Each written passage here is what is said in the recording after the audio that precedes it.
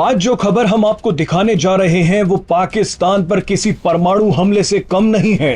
दुनिया भर में कश्मीर का राग अलापने वाले पाकिस्तान ने इस बार बहुत बुरा झटका अपने दोस्त से खा लिया है और वो दोस्त यूएई है।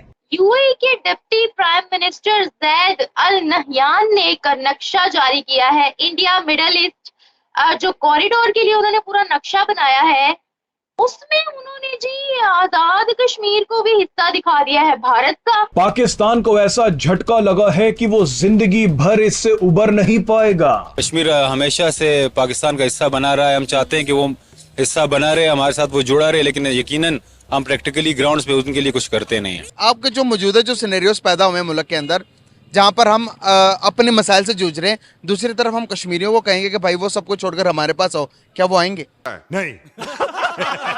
जय हिंद दोस्तों, मेरा भारत महान मीटिंग के बाद आपका स्वागत है। एक नक्शा जारी किया है के बाद जिसमें उन्होंने एक नक्शा जारी किया है कश्मीर को भी, जिसमें उन्होंने भारत में दिखाया पाकिस्तानी अक्टूबर देखने के बाद भारत में झटका लग गया है, जिसे देखने के बाद मुस्लिम उम्मा के दोस्त ने भी उनके पाकिस्तान के क्या कर दिया है। उम्मा के दोस्त ने पहले चले आइए देखते हैं वीडियो क्या कर दिया है इस पर बात। लेकिन पाकिस्तान के लीडर्स कश्मीर बनेगा पाकिस्तान का चूरन बेच के अपनी आवाम को बेवकूफ़ बनाते आए हैं और मुझे मोदी सरकार पर भरोसा है, जैसे पहले 370 का मसला हल कर दिया है वैसे ही जल्दी पीओके का मसला भी हल हो जाएगा। आप लोग क्या सोचते हो इस बारे में? अपनी राय आप कमेंट कर हमें ज़रूर बताइए और अगर आप चैनल पर नए हो तो चैनल को सब्सक्राइब करना मत भूलिएगा। अब सबसे पहले आपको बताते हैं कि यूएई की तरफ से ऐसा क्या कहा गया जिससे पाकिस्तान बौखला गया और ऐसे वक्त में आखिर यूएई ने ये बयान क्यों दिया है।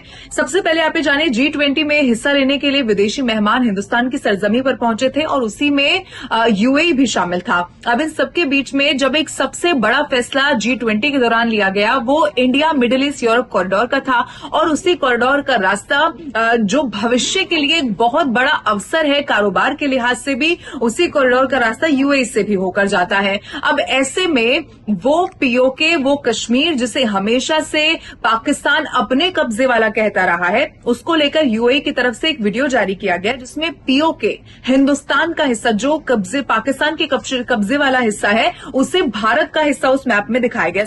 एक ताकतवर मुस्लिम देश और भारत के पक्के दोस्त संयुक्त अरब अमीरात ने मान लिया है कि पीओके भारत का ही हिस्सा है।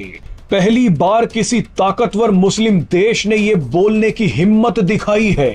मजे की बात देखिए कि संयुक्त अरब अमीरात ने तो पीओके भारत को सौंप भी दिया है। ये कैसे हुआ वो अब आपको बताते हैं। दरअसल संयुक्त अरब अमीरात के डिप्टी प्राइम मिनिस्टर ने एक नक्शा जारी करके ऐलान किया है कि पीओके भारत का हिस्सा है।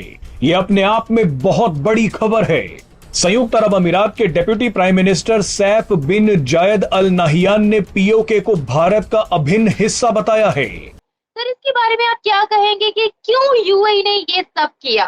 देखें, बात यह है कि जिसको आप आजाद कश्मीर कहते हैं, हकीकत तो यही है ना कि वो इंडिया का हिस्सा है, बल्कि अक्साई चीन जो है वो भी इंडिया का हिस्सा है, क्योंकि 26 अक्टूबर 1947 को महाराजा हरी सिंह जो थे जम्मू कश्मीर के महाराजा, उन्होंने भारत के साथ इल्हाक का मुआहदा किया था बाकायदा। तो उसके तहत ये पूरा खिता जो था जम्मू कश्मीर रियासत का, ये भारत का हिस्सा बन गया। तो अब यूएई जो है उसके बारे में आप जानती हैं कि वो बहुत इन्वेस्टमेंट कर रहा है। श्रीनगर में, कश्मीर में मॉल्स बन रहे हैं और इन्वेस्टमेंट्स हो रही हैं। तो जाहिर है उन्होंने ऑलरेडी ये तस्लीम किया है कि जम्मू कश्मीर जो है ये भारत का हिस्सा है। तो उसी के बाद उन्होंने ये जो है इन्वेस्टमेंट शुरू की है ना। अगर कोई किसी को माने ही ना कि भाई ये आपका हिस्सा नहीं है, हम नहीं मानते, तो वो वहां सरमायाकारी थोड़ी करेगा। अब बात इसमें ये आ जाती है कि ये जो जनरल वीके सिंह जी ने बयान दिया था राजस्थान जब वो गए हैं वहां पे कि पीओजे के बहुत जल्द जो है वो भारत में आन मिलेगा, उस हवाले से भी अगर आप देखें तो इसका मतलब ये है कि डिप्लोमेटिक सतह के ऊपर ऑलरेडी बहुत काम आगे बढ़ चुका है।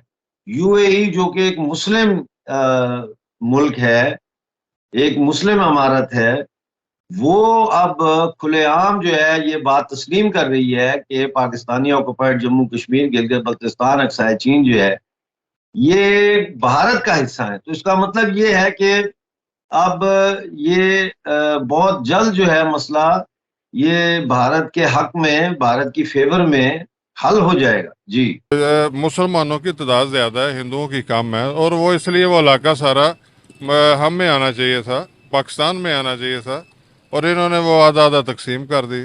जब यूएई ने खुद एक काम किया है, मैं समझता हूँ इसके पीछे एक पाकिस्तान की भी बहुत ज़्यादा गलती है, हमारे हुकाम की भी बहुत ज़्यादा गलती है कि उन्होंने इस तरह से पोर्ट्रे नहीं किया कश्मीर के मुद्दे को दुनिया में, और जो हुर्रियत रहनुमा है कश्मीर के, उनकी आवाज़ इस तरह से नहीं बने कि जिस तरह से बनना चाहिए। आपके जो मौजूदा जो सिनेरियोस पैदा हुए हैं मुल्क के अंदर, जहाँ पर हम अपने मसाइल से जूझ रहे हैं, दूसरी तरफ हम कश्मीरियों को कहेंगे कि भाई वो सबको छोड़कर हमारे पास आओ, क्या वो आएंगे? नहीं, वो तो कभी भी नहीं आएंगी ना। यूएई वो सिर्फ उस मुल्क को सपोर्ट करता है जो वहाँ पर इन्वेस्ट लाता है, उनका जो सोच है उनका यही है। तो पाकिस्तान से वहाँ पर कुछ नहीं जाता है, बस सिर्फ वहाँ पर मांगने के लिए जाते हैं। तो इंडियन वहाँ पर उनका वहाँ पर वैल्यू इज़्ज़त है, तो उनका जो गवर्नमेंट सिस्टम है वो मजबूत है, उनका वहाँ पर उनका सफारतखाना मजबूत है। ये बिल्कुल सरासर नाइंसाफ़ी है, और कश्मीर जो है वो पाकिस्तान का हिस्सा है, और जो उधर जो मकबूजा कश्मीर है उसमें पाकिस्तानी कश्मीरियों पर जो है जुल्म हो रहा है। इस तरह का कोई भी नक्शा एटलीस्ट पाकिस्तानियों को काबिल कबूल नहीं है, और हम कश्मीरियों के साथ हमेशा से खड़े हैं और कश्मीर को हमेशा से पाकिस्तान का हिस्सा समझते रहे हैं। तो इस तरह की कोई भी हरकत को हम अपनी और कश्मीरियों की तजलील समझते हैं। यकीन अगर आप देखें मुसलमानों के हिसाब से तो आई थिंक कि कश्मीरी लोग पहले आएंगे, पर अगर आप उनका एरिया वाइज देखें तो अभी तक हम मतलब अपना मुल्क नहीं ठीक कर पाए, तो उन्हें लेके मेरा ख्याल हम डबल मुसीबतें खड़ी उनके लिए ही करेंगे। कश्मीर हमेशा से पाकिस्तान का हिस्सा बना रहा है, हम चाहते हैं कि वो हिस्सा बना रहे, हमारे साथ वो जुड़ा रहे, लेकिन यकीनन हम प्रैक्टिकली ग्राउंड्स पे उनके लिए कुछ करते नहीं हैं। जो राजा हरी सिंह था वो पाकिस्तान, कश्मीर तो एक अलग स्टेट था ना जी, तो उसने कहा कि भाई मैं तो पाकिस्तान के साथ नहीं, मैं तो हिंदुस्तान के साथ इलाहा करना चाहता हूँ, तो उसके डॉक्यूमेंट्स अभी भी हिंदुस्तान के पास पड़े हुए हैं। की प्रायोरिटी ये है कि उन्होंने लिटरेसी रेट जो है ना अपना वो बहुत बेहतर करना है, वहाँ पे पढ़े लिखे लोगों को ना बहुत ज़्यादा उन्होंने प्रमोट करना है। यही वजह है कि आज माइक्रोसॉफ्ट का जो सीईओ वो भी एक इंडियन है, उसके बाद जो ट्विटर के अंदर भी जो है मेन जो पोस्ट पे लोग हैं वो भी इंडियन है, उसके साथ साथ जितनी भी की कंपनीज है ना घोड़ों की, वो वहाँ पे सारे इंडियंस ही काम कर रहे हैं। और जितने अगर आप पाकिस्तानियों को संभाल लिया तो वो साइलम लेके वहाँ पे बैठे होंगे, ठीक है, यहाँ पे कोई किसी और किस्म की पनाह लेके बैठे होंगे, यहाँ पे वहाँ पे ऊपर क्रीम चलाते हुए नजर आ रहे हैं, क्योंकि हमारे अंदर खुद भी करेज